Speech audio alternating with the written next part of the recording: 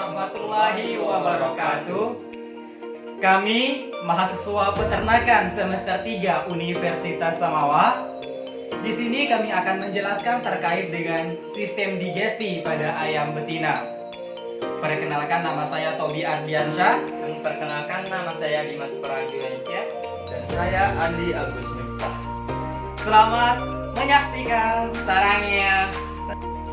Baik teman-teman semua, untuk yang pertama di sini akan kita bahas adalah saluran utama pada digesti ayam betina. Organ yang pertama yaitu mulut. Di dalam mulut terdapat lidah yang kaku untuk membantu penelanan makanan. Di dalam mulut juga disekresikan enzim amilase atau petialin yang berfungsi mengubah amilum yang terkandung dalam pakan menjadi gula yang lebih sederhana.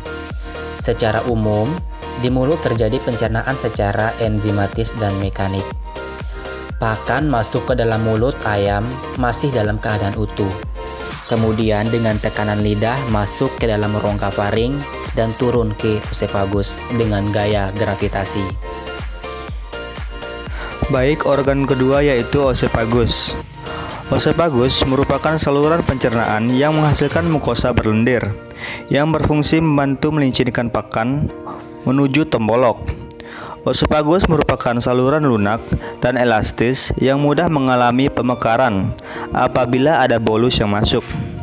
Oesophagus memanjang dari faring hingga proventriculus melewati tembolok atau crop. Organ ini menghasilkan mukosa yang berfungsi membantu melincinkan pakan menuju tembolok. Organ ketiga yaitu tembolok atau crop. Tembolok adalah modifikasi dari esophagus. Setelah melewati esophagus, pakan akan menuju ke tembolok dengan bantuan gerakan peristaltik yang ada di esophagus. Dan dengan bantuan gaya gravitasi, tembolok berfungsi untuk menyimpan makanan sementara. Fungsi utama tembolok adalah untuk menyimpan makanan sementara, terutama pada saat ayam makan dalam jumlah banyak. Organ selanjutnya yaitu proventriculus. Proventriculus adalah suatu pelebaran dari kerongkongan sebelum berhubungan dengan gizzard atau empedal. Kadang-kadang disebut glandula stomach atau true stomach. Proventriculus berfungsi untuk mensekresikan gastric juice, cairan lambung, yaitu pepsin, suatu enzim untuk membantu pencernaan protein, dan hidroklorik asid disekresi oleh glandular cell. Proventriculus mensekresikan enzim pepsinogen dan HCl untuk mencerna protein dan lemak. Organ selanjutnya yaitu gizzard atau ventriculus. Pakan yang bercampur dengan getah proventriculus masuk ke dalam empedal atau gizzard. Pakan dalam gizzard mengalami proses pencernaan secara mekanik dengan bantuan gerit yang berupa batuan kecil. Selain itu, pakan juga akan dipecah dan dicampur dengan air sehingga menjadi seperti pasta atau biasa disebut dengan chim. Empedal atau gizzard disebut dengan perut muskular yang merupakan perpanjangan dari proventriculus. Fungsi utama empedal adalah memecah atau melumatkan pakan dan mencampurnya dengan air menjadi pasta yang dinamakan chim. Pada empedal disekresikan koilin yang berfungsi melindungi permukaan empedal terhadap kerusakan. Usus halus, small intestine. Usus halus terbagi atas 3 bagian, yaitu duodenum, jejunum, dan ileum. Duodenum terdapat pada bagian paling atas dari usus halus dan panjangnya mencapai 24 cm. Pada bagian ini terjadi pencernaan yang paling aktif dengan proses hidrolisis dan nutrien kasar berupa pati, lemak, dan protein. Duodenum merupakan tempat ekskresi enzim dari pankreas dan getah empedu dari hati. Selanjutnya jejunum, merupakan kelanjutan dari duodenum. Pada bagian ini, proses pencernaan dan penyerapan zat makanan yang belum diselesaikan pada duodenum dilanjutkan sampai tinggal bahan yang tidak dapat tercerna. Di antara jejunum dan ileum terdapat suatu pembatas yang berbentuk seperti kutil yang disebut dengan misel diverticum. Pembatas antara jejunum dan ilium disebut misel diverticum yang ditandai dengan adanya bintil pada permukaan.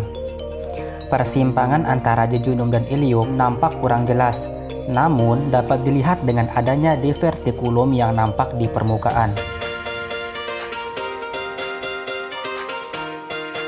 Dan bagian ketiga yaitu ilium. Ilium merupakan bagian usus halus yang paling banyak melakukan absorpsi. Sepanjang permukaan ilium terdapat banyak vili. Permukaan vili terdapat mikrofili yang berfungsi untuk mengabsorpsi hasil pencernaan. Pembatas antara jejunum dan ilium disebut misel diverticum yang ditandai dengan adanya bintil pada permukaan. Sekum atau usus buntu, pakan yang telah diserap dalam usus halus masuk ke dalam sekum. Sekum pada unggas ada dua, yaitu pada bagian kiri dan kanan. Di dalam sekum terjadi pencernaan secara mikrobiologi karena dalam sekum terdapat mikrobia yang mampu membentuk pencernaan, terutama pencernaan serat kasar. Beberapa nutrien yang tidak tercerna mengalami dekomposisi oleh mikrobia sekum, tetapi jumlah yang dipecernaan kecil sekali. Pada bagian sekum juga terjadi digesti serat kasar yang dilakukan oleh bakteri pencernaan serat kasar.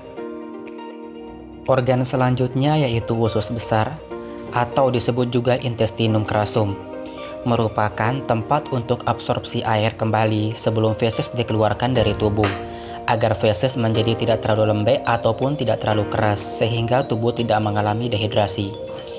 Pada bagian ini terjadi perombakan partikel pakan yang tidak tercerna oleh mikroorganisme menjadi feses. Pada bagian ini juga bermuara ureter dari ginjal untuk membuang urin yang tercampur dengan feses, sehingga feses unggas dinamakan ekskreta. Feses dan urin sebelum dikeluarkan mengalami penyerapan air sekitar 72% sampai dengan 75%. Rata waktu yang diperlukan untuk lintas pakan di dalam saluran pencernaan unggas kurang lebih 4 jam. Muara ureter dinamakan urodeum. Muara sperma pada ayam jantan dinamakan proctodeum, dan muara feses dinamakan coprodeum. Organ selanjutnya yaitu rektum. Rektum adalah organ terakhir dari usus besar pada beberapa jenis mamalia yang berakhir di anus. Organ ini berfungsi sebagai tempat penyimpanan sementara feses. Mengembangnya dinding rektum karena penumpukan material di dalam rektum akan memicu sistem syaraf yang menimbulkan keinginan untuk melakukan defekasi. Jika defekasi tidak terjadi, seringkali material akan dikembalikan ke usus besar, di mana penyerapan air akan kembali dilakukan. Jika defekasi tidak terjadi pada periode yang lama, konstipasi dan pengerasan feses akan terjadi. Organ reproduksi terakhir yaitu kloaka. Kloaka merupakan lubang buang urin dan feses yang disebut manure pada unggas serta tempat berakhirnya saluran reproduksi. Oke teman-teman, selain organ utama tadi, ada juga yang namanya organ tambahan pada sistem digesti ayam betina. Organ tambahan yang pertama yaitu hati. Pada hati terdapat jantung empedu yang berfungsi untuk menyimpan sekresi empedu. Hati juga berperan dalam ekskresi dengan formasi ureanya.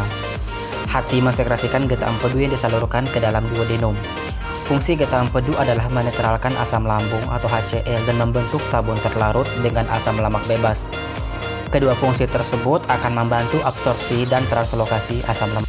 Organ selanjutnya yaitu pankreas. Pankreas mensekresikan getah pankreas yang berfungsi dalam pencernaan fatty, lemak dan protein. Di samping mensekresikan getah pankreas, juga mensekresikan insulin. Pankreas mempunyai dua fungsi, yaitu semuanya berhubungan dengan penggunaan energi nansum, yaitu ensokrin dan endokrin. Ensokrin berfungsi mensuplai enzim yang mencerna karbohidrat, protein, dan lemak ke dalam usus halus, sedangkan endokrin berfungsi menggunakan dan mengatur nutrien berupa energi untuk diserap dalam tubuh dalam proses dasar pencernaan. Pankreas mensekresikan enzim amilase, tripsin, dan lipase dibawa ke dalam duodenum untuk menerima karbohidrat, protein, dan lemak. Organ yang terakhir yaitu limfa. Limfa adalah organ kecil berwarna merah kecoklatan berbentuk agak bundar. Organ ini fungsinya belum jelas, tetapi diduga pembentukan koordinasi pembentukan sel darah merah dan sel darah putih. Fungsi limfa selain untuk menyimpan darah, bersama hati dan susunan tulang belakang, berperan dalam pembinaan eritrosit tua, berperan dalam metabolisme nitrogen, terutama dalam pembentukan asam urat serta pembentukan limfosit. Baik, teman-teman, sekian pembahasan kami tentang sistem digesti pada ayam betina. Dan jangan lupa nantikan konten kami selanjutnya. Dan jangan lupa juga dukung kami dengan cara like, comment, and subscribe.